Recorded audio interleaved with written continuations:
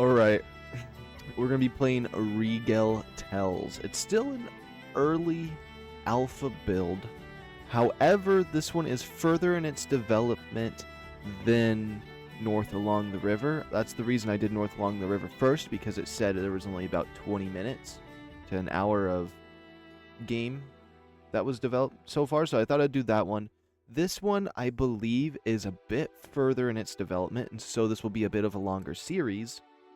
And so I'm really excited for this, because this one looked pretty good with the things that it was saying and like the choices and the blah blah blah and all the details. If you want to know what I'm talking about, then you got to go find the stream that says "Looking for Furry Games," because I read all about this, and I don't want to go back and reread that again at the moment.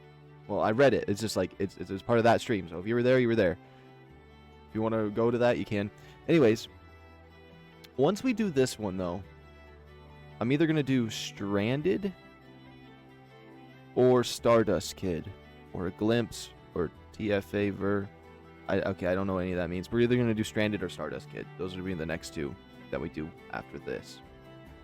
But anyways, I am very excited to be playing this one today because it looks like it's going to be good. The animation and character design so far from just the main menu looks pretty good. It looks pretty good, so I'm excited.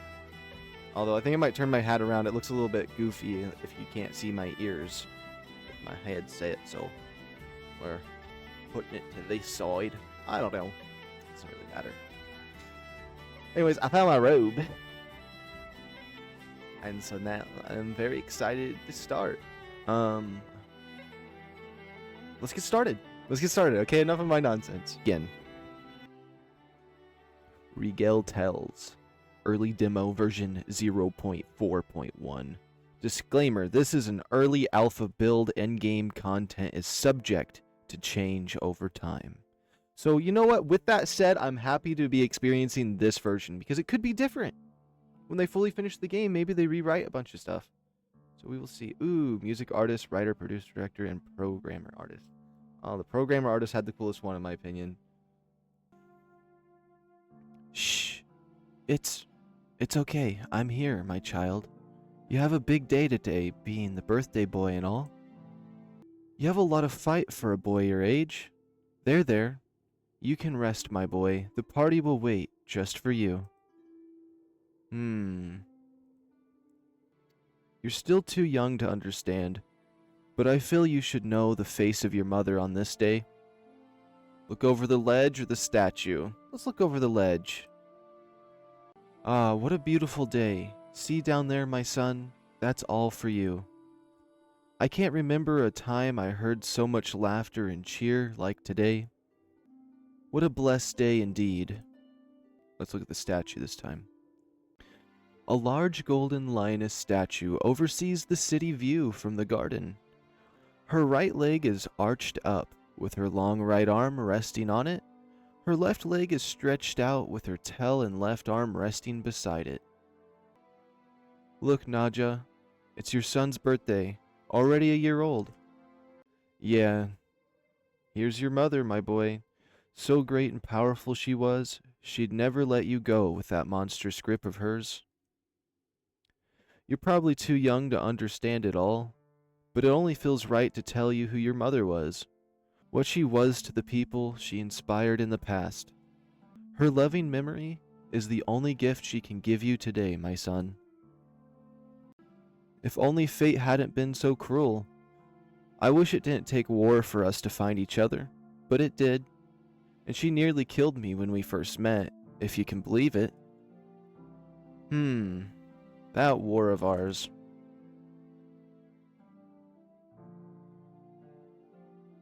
Before your mother helped bring an end to the war, the world was nothing but a slaughterhouse, field for both riches and power. In the days before, each neighboring nation was at rope's end with one another, favoring their kin over others. It was only through a strict trade route that we were kept in check. Until that bloody day. The very mountains that divided our lands spewed fire from their peaks. All routes we all depended on were lost and up in smoke. The lands around them shattered like glass and tore apart everything we have built. Panic took hold of everyone's minds, both king and commoner alike. It didn't take long for riots to break out, for leaders to lash out to one another and deem their coming actions right. Kingdoms and dynasties banded together. Once the lines were drawn, whether forged or enforced, everyone was desperate for an ally during those troubling times. Your mother, before the cataclysm shook our world, was a legend amongst her people. The Shashkarins, infamous for their barbaric leaps of strength in battle, found comfort and power and might in their chieftains. From what I've gathered, your mother was even considered a goddess to some in her tribe for sheer power alone. Even before the Great War, your mother united all of the clans in her homeland into one big tribe, either by negotiating or aggressively negotiating. She never put herself before her people. She always fought for them or alongside them if the call were ever made. If only the rest of the world fought like her. If only she surrounded herself with allies that would do the same for her. The war room roared with thunderous applause and laughter. In the center of it all stood 4 deviant figures toasting one another.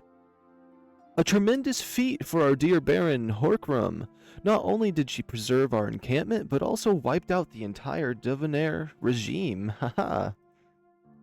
An elegant weasel queen danced her fingers across the war map and knocked over every pawn she came across. She giggled with glee.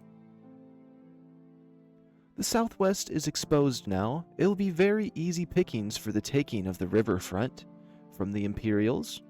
Everyone in attendance took pride in their latest victory with song and cheer, failing to notice the commotion outside the halls. The Weasel Queen herself was too amused with her knocking over the pawns to care.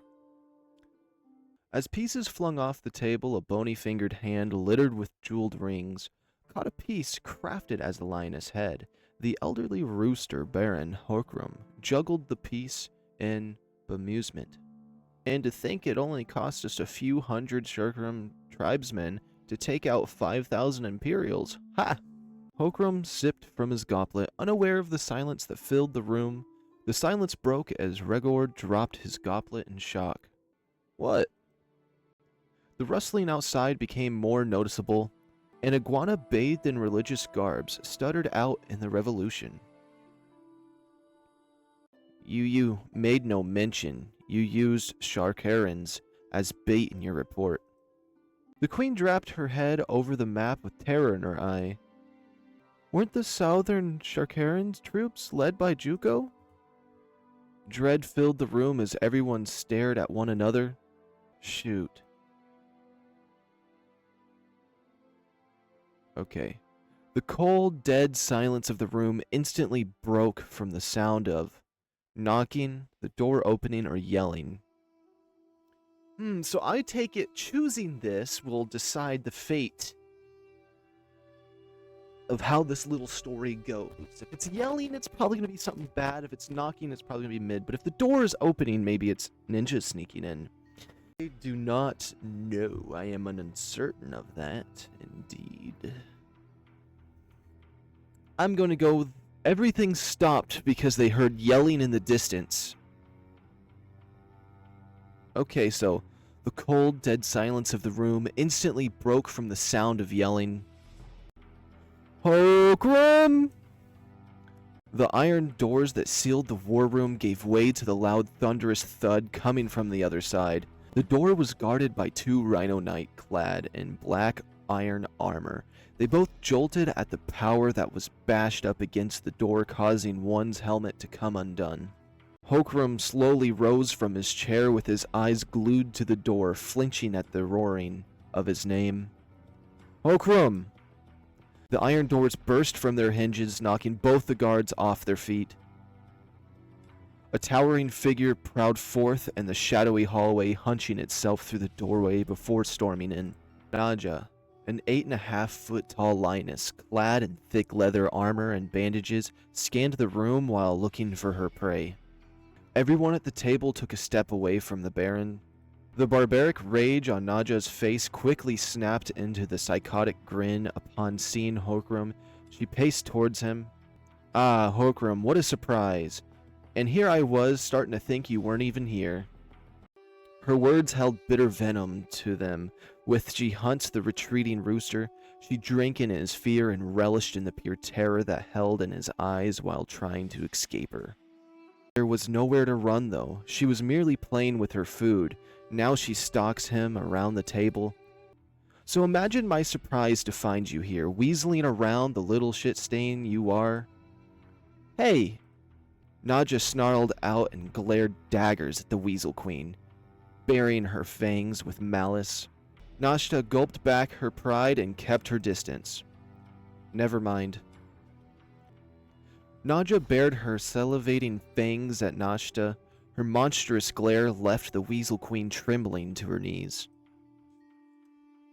The loud clattering of chairs snaps Nadja away from the Queen and back to the Baron.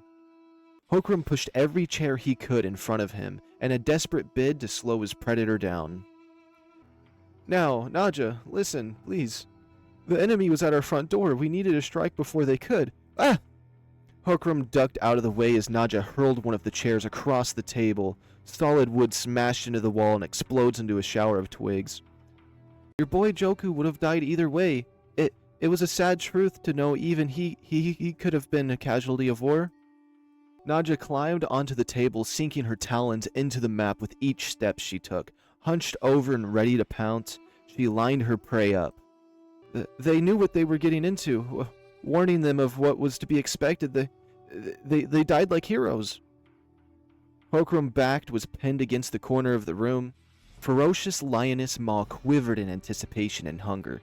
Fangs glistening, she leers a savage gaze down upon him, before snatching him up and wringing him by the neck. With ease, she single-handedly lifts the poor Baron up against the wall. What kind of heroes die in a landslide? A landslide that you made. Nadja gripped Horkrum's neck tightly before she slammed him onto the table. You used them! She began to struggle with her words as her rage overtook her. She squeezed Horkrum's neck to the point that his eyes bulged out. She hammers his head into the table once more, this time aiming over towards the canyon outline on the map. We can't even recover their bodies after the mess your men made. Nadja's eyes wandered over the map and noticed how close each of their regiments were to the battlefield. Her gaze shot across the room, eyeing everyone in it. Keeping her left palm gripped around Horkrum's neck, Nadja slammed her fist on the table in spite, knocking everyone's wine over the map. You had regiments stationed so close? You could have aided at a moment's notice? Her eyes glazed over with anger and tears. She leans down, baring her fangs at the trembling Baron. You took my clan, my brothers and sisters, my own son? You have the balls to get drunk off your ass after what you did to them? That's enough. A bear claw snared around Nadja's shoulder and forced all of its strength to pull her around. General Karum, a stocky grizzly bear clad in silver armored plating, snarled at the lioness. However, a grim reminder sank into his face as Nadja snapped around and glared him down at eye level, remembering just how tall and strong she was. As she towers to her full height, she had a full foot over him, growling intensely. Nadja, listen. I know you're angry. Nadja snarled, putting emphasis on his words by curling her tight grasp around Horkrum's neck, causing him to squeak in pain. But this alliance needs him. You need him. He's the one that's been keeping our trade sponsored and your clan fed. He's been giving you the resources your people have desperately been needing since this war began. Hundreds of hungry mouths at the cost of snapping the Baron's neck. Would you doom your clan to starvation in your rage? Nadja slowly settled her snarling as the bear talked sense to her. Her grip loosened. Joku died with honor like his father. He sacrificed himself for the greater good. Nadja swiftly backhanded Karum's muzzle, causing him to stagger. She lets go of Hokrum, leaning down to eye level with the general. Don't you dare speak of honor to me.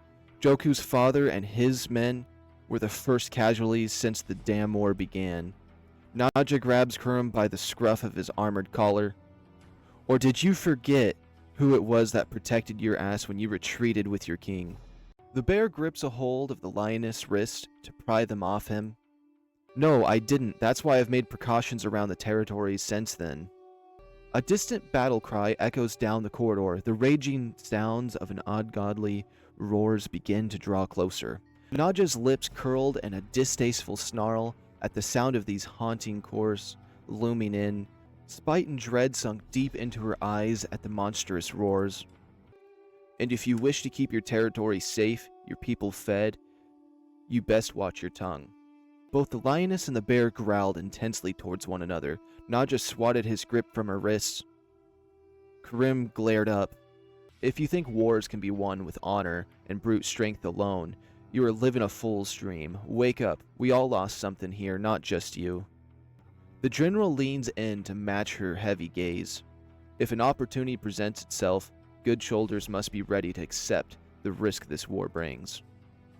The general's words are choked out of him as Nadja single-handedly hoists him in the air by the scruff of his collar. She brought him to her eye level now, not his. And burying them alive is part of the deal? How did they know? Were they truly given the warning to this risk? Karim's glaring eyes broke away from Nadja, unable to talk himself out of the situation at hand. Nadja takes in Karim's silence as his better answer and swallows the harsh reality she was given. She tossed the general against the wall like a rag doll. Karim braced himself against the stone as he gained his footing. Nadja turned, staring past the blood-stained cast iron doors onto the darkness beyond. Your High Lords might treat your men differently, but my clan is family, not some pawns to be discarded. Nadja begins to march out, holding herself with might and stride to her step. But she always boasted pride in herself towards her colleagues and never dared to show a strain she shouldered, especially the emotional weight she bared. They were meager vultures in her eyes, just waiting for an opportune moment. The general snarls and barks out like a rabid dog, fuming at her. Nadja, where do you think you're going? We're not finished here. To the vanguard with my men. Unlike you whelps, I don't intend to sit on my ass as the war goes on. Nadja mumbled under the breath as she snatched a hold of the iron door that blanketed the rhino guards, still utterly knocked out. Don't let the door hit you on the way out. Hokram choked and wheezed on the table as he staggered towards the general, with Nadja tended to the broken door. General, I don't care who she is. I want that savage whore punished. Wait, what did she say? In that instant, the bulky iron door slams into the frail roaster and knocked him. Once again, across the table, the group surrounding the table looked on in disbelief at Hokram before shooting their attention at Nadja. The lioness returned their shocked gaze with an expression of mock and concern, shrugging. What? I gave him a warning, didn't I? Nadja stormed off, leaving the war room in a state of damage and dread. Passing through the blood-red doorway, Nadja stewed in her anger. Every room she passed only served to keep her rage constantly boiling to its brim. Nadja thrashed her way through onlooking guards, making her way from the central building. Her brooding composure left a sense of fear in her wake, each soldier scrambling from her death-bringing gaze.